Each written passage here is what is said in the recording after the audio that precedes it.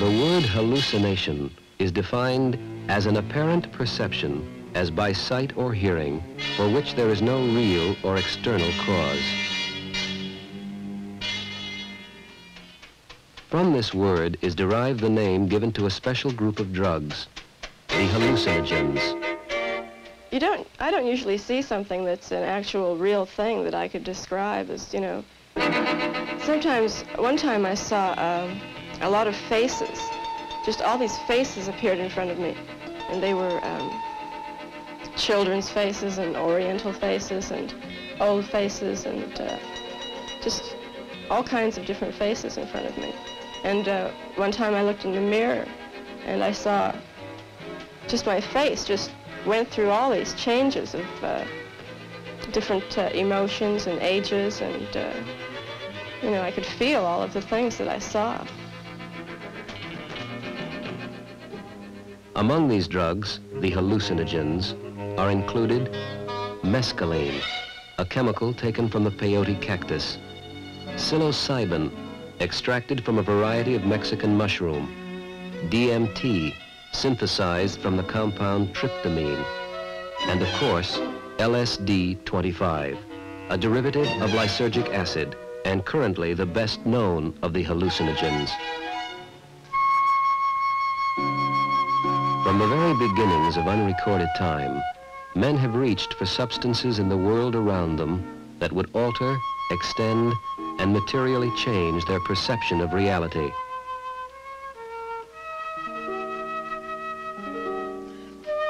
The reasons? Loneliness and fear, boredom and a desire for the new and the unknown, exploration and experimentation. The reasons? As varied and as many as the grains of sand on a beach. I started taking it in 1965 because I was curious about it. I had several friends who had taken it, and they told me that they had, you know, very good experiences with it, and I was just curious. Well, I was curious what I read and what I've heard, and if it could help, I was just looking for something. Sort of because I had heard it makes you not only closer with yourself, but with everybody, this sort of love, peace type thing. And I really wanted to find out if this was true. It was a kick, it was a thrill. You know, when I first started taking it, it was to explore myself. Well, I found I could only go so far before I just ran dead up against myself and I couldn't go any farther. And then after that, I just started taking it for kicks, you know, just to do something. Some have used these drugs to journey into the uncharted tunnels of the mind in search of medical and scientific truth. Others look behind the curtain just for kicks.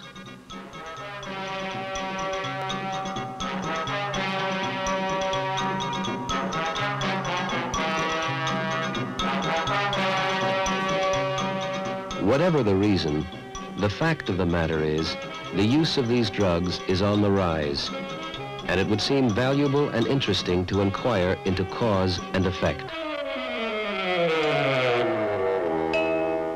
Since LSD is the hallucinogen drug currently most popular and in greatest demand, we will center our attention here, and later draw broad conclusions concerning all of the mind-bending drugs. As a starter, here are some hard facts worth considering. LSD is incredibly powerful. Eating or injecting even as small a quantity of LSD as 1/280,000th of an ounce can cause such symptoms as hallucination, distortion, panic, impulses toward violence, suicidal acts, and psychosis. Today, we know quite a bit about what it does, but very little about how it does it. Scientific studies have shown that the physical effects of LSD include an increase in blood pressure, heart rate, and blood sugar.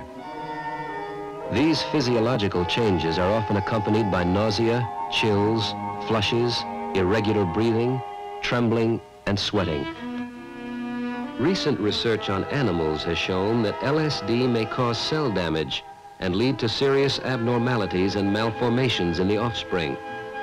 In one study, 4 or 5 pregnant animals were given a single injection of LSD. The results showed early abortion, stillborn, and underdeveloped offspring. In the culture of human blood cells, it was found that LSD damaged the chromosomes in the white cells. In addition to these physical symptoms, there is clear evidence of serious psychological and emotional disturbances resulting from even a single use of LSD.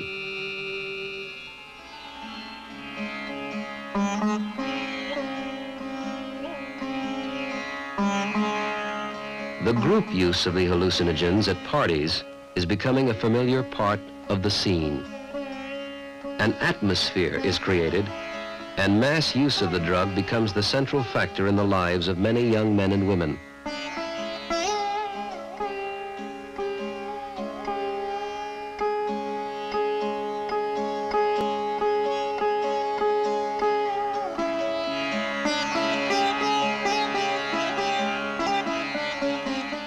The problem is that while the drug is not physically addicting, there is considerable evidence that it can cause psychological dependence. So let's count the cost and take a good look at the results.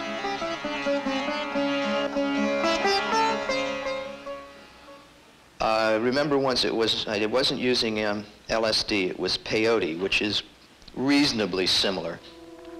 And I was in bed, with a young lady, and I turned and I looked at her face, and her face distorted into sort of a flesh-dripping monster face. You know, features became drawn and like jowls hung, and she grew fangs. And I quickly turned my head away, and I told myself this couldn't be so. And for about an hour, I wouldn't look at her face again. It was really frightening. I could see all around me, no matter which way I was facing. It was just real frightening.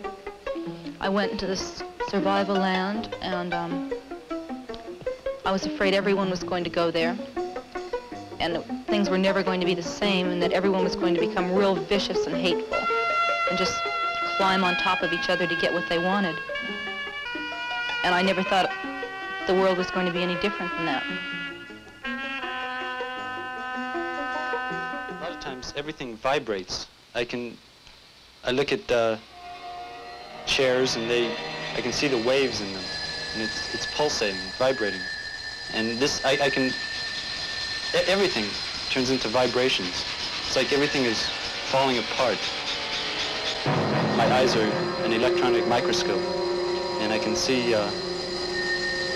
all the atoms and everything. Everything pulsates. I took the acid around 2 in the morning and started reading this book. And there are sections in it that give instructions to a person who is dead. And they tell him to do certain things and hang on to certain things and let go of other certain things, allowing the experience to happen to you naturally. And in the course of that, I got very confused as to whether I was alive or whether I was dead. I mean, it was really very, very far out to just not know whether I was alive or dead. And so if I'm dead, what is happening? What's been happening with my life if I've been dead all this time? You know, what is the truth behind all of this? All the results are not yet in. The evidence is inconclusive. The only thing we know for sure is that we just don't know enough. In carefully controlled experiments, interesting results have been reported on the therapeutic use of LSD with the mentally ill, the drug addict, the terminal cancer patient. And in the VA hospital in Topeka, Kansas, a special research program for alcoholics. Well, this program was started in January of this year, where we began treating 5 patients for 26 days. We bring them in on one Monday, and they spend 1 week of getting acquainted, having all the tests and examinations done to keep them busy for the whole week, day and night practically. The second Monday, we give them a small dose of LSD in the 5-man ward together. This is to help the group pull together and in their group experience during its 26 days to also get some good from this. Then the third Monday, we give them a larger dose individually and have each one of them cared for by one of these teams who have associated with them, and they give them their complete support. And this is where we aim for the so-called psychedelic experience. It seems to work pretty well. Of course, it takes time to work through. Also, in this program, we bring these men back every 4 months for 3 days, and this follow-up is quite important. Some of the things that are outstanding is I know I kept fighting the religious music. I didn't know why then, but Dr. Coran kept urging me to find out why I was fighting this. And I remember I was just literally scared to death.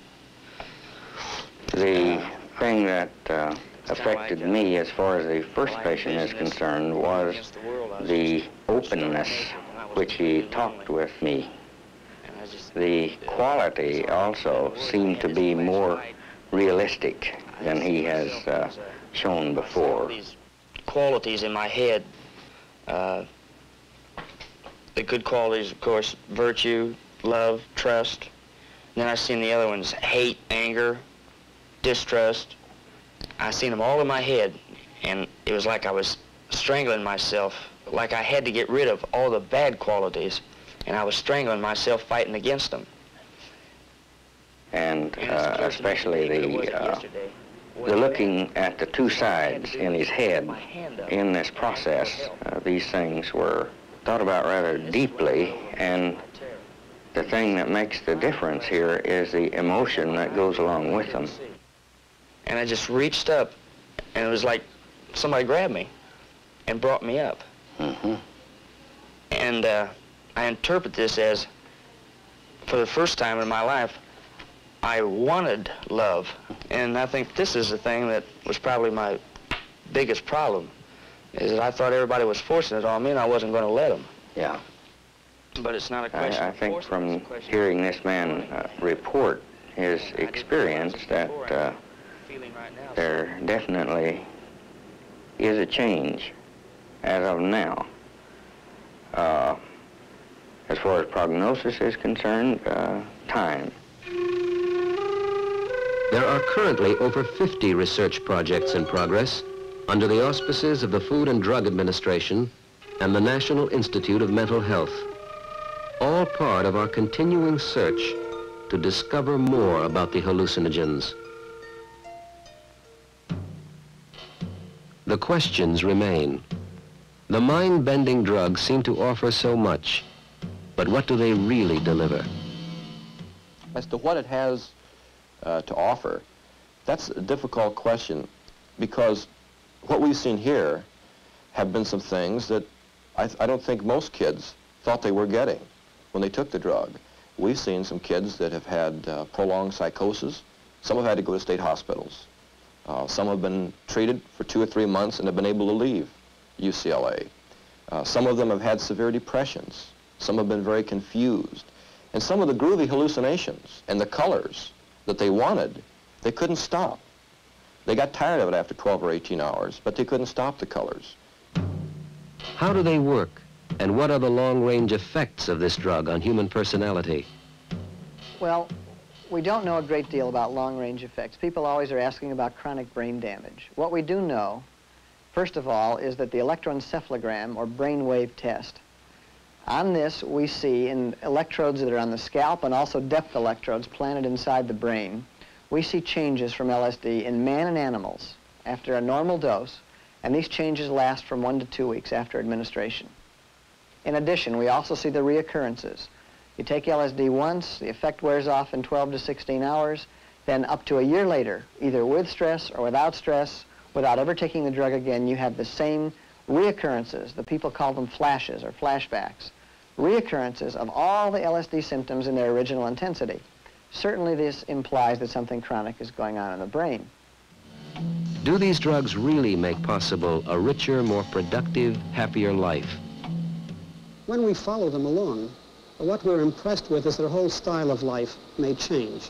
That instead of being involved in productive activity, they claim that they feel better, and yet this feeling better is alongside of a business where they've withdrawn from life, they're disregarding their personal appearance, they don't really care about how they function in the rest of the world, and they're involved in a kind of a pseudo-philosophic concern with life and themselves, with a real absence of contact with other human beings. So it's this interesting business of a kind of withdrawal and the statement that this kind of life makes them feel much better and more insightful. Should the federal government exercise any control over these drugs? And if so, why? It's a simple matter from our point of view that you can't let something get out into general distribution until it has shown some therapeutic potential.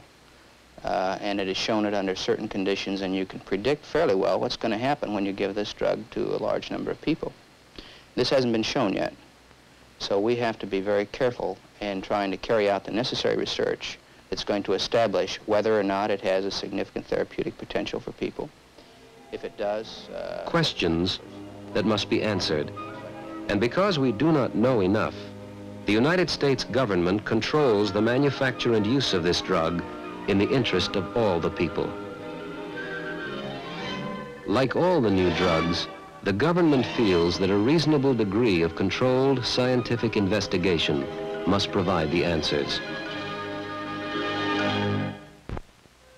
LSD, mescaline, psilocybin, DMT, and the other hallucinogens, the mind-bending drugs.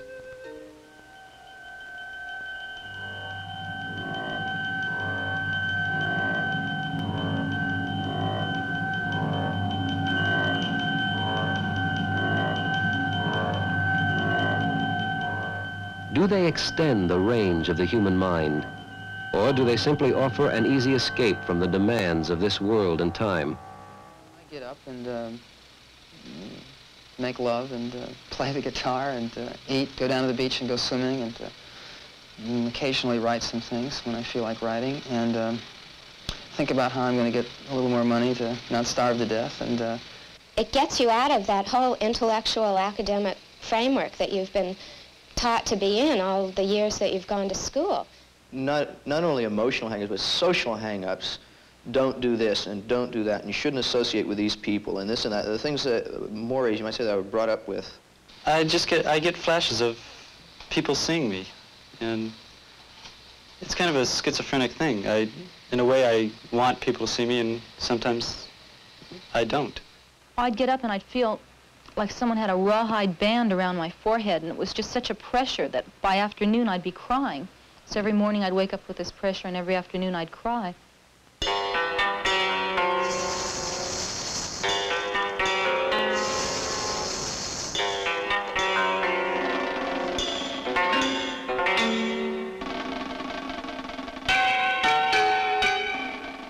Do they make possible creative achievement and a more valid and intense perception?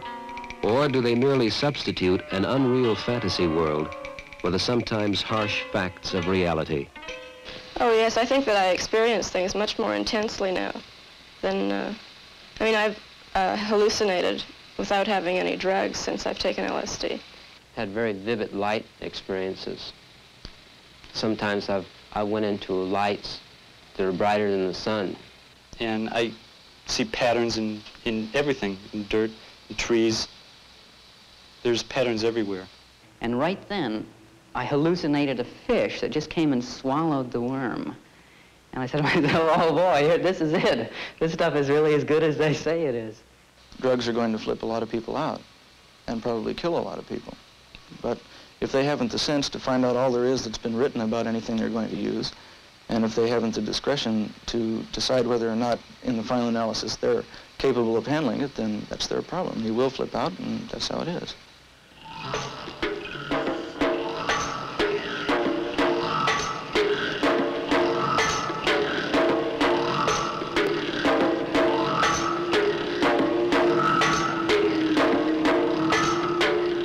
Can they truly broaden and increase the life experience? Or do they rather contract the user's world until it centers totally and wholly around the drug? Yeah, I was looking for a lot of things because I was really strung out at that time on not finding anything in life that was too interesting. A great, great fear of being alone. Just, I could be with a group of people, but I couldn't communicate to them. Well, what can scare you is that all structure can break down. Everything can become one, and that's sort of scary. Another thing that can happen is when you're really far out, things just can disappear. Because as you suggested, I'm one, allergic to it, and two, I don't like to even entertain the notion that that sort of flip out may occur again. I'm not afraid of anything anymore, which is, you know, has good points and its bad points. I'm especially, you know, not afraid to die. I became suicidal for a while, and every now and then go back to there. The true potential of the hallucinogenic drugs remains unmeasured and largely unknown. The danger of lasting physical and psychological damage to the user remains an important factor in the rising use of these drugs. I think a lot of kids say that at first, and then after they're through talking to Dr. Fisher and I, they change their mind, because we certainly think rebellion is a very healthy thing, and we like rebellion, and we think great changes in society come out of rebellion. And we think that we adults have kind of screwed things up. We haven't done a very good job in the adult world. With the bomb hanging over us in Vietnam, with our crazy ideas about censorship, our crazy sexual attitudes, our abortion laws, we haven't done a very good job. However, I do think that fooling with LSD is like Russian roulette. I don't think it's like swallowing goldfish. I don't think it's spinning a hula hoop or crowding a lot of people into a telephone booth. I think, unfortunately, this can be a permanent, long-lasting, damaging situation.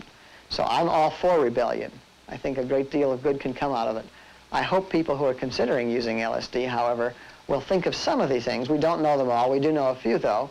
And one of the ones that we really know is that they may be damaging themselves permanently.